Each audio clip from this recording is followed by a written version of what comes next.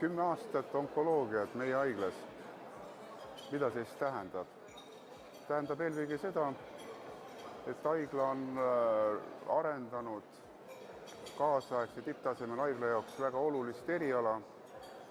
10 aastat on see aeg, kus tõenäoliselt otsinguperioodid peaks olema lõppenud, kus on leitud oma koht ja kus on selge see, mismoodi edasi areneda.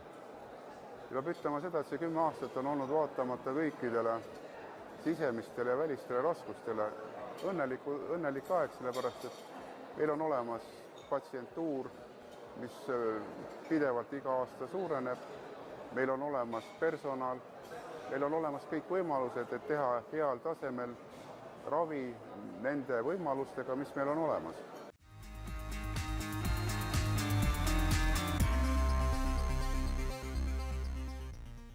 Minu jaoks tähendab see 10 töötatud aastat ja kui järgi mõelda, siis kindlasti on see olnud raske aeg, aga see on olnud ka edukas aeg.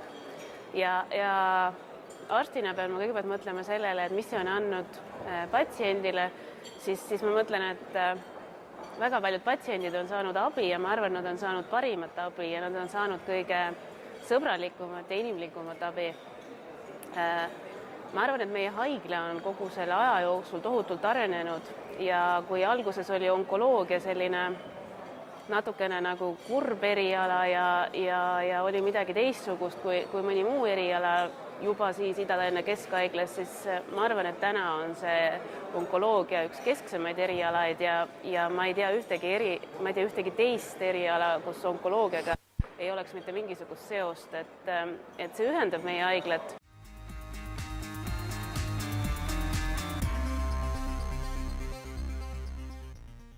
10 aastat onkoloogiakeskust tähendab eelkõige pingsat igapäevast tööd onkoloogiliste haiguste ravis käsikäes erinevate üksustega, ehk siis nii nagu tänase konverentsi mõte ja märksõnagi on olnud koostöö.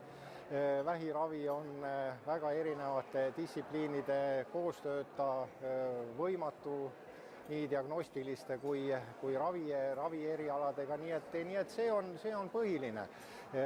Uued teadmised erinevatest valdkondadest, sest eks meie onkoloogiakeskuse arstid on põhilised ju edasiarendajad ja kirurgidele sõnumitoojad pahaloomuliste kasvajate medikamentoosse ravi aspektist, nii et sealt ka tarkust, iganädalased onkoloogilised konsiiliumid, kus me arutame kõiki haigusjuhte, aga just eriti huvi pakkuvad on keerulisemad haigusjuhud, kus iga eriala poolt tuleb värsket uut informatsiooni, nii et ütleme selline tihe koostöö ja areng võiks olla see sõna.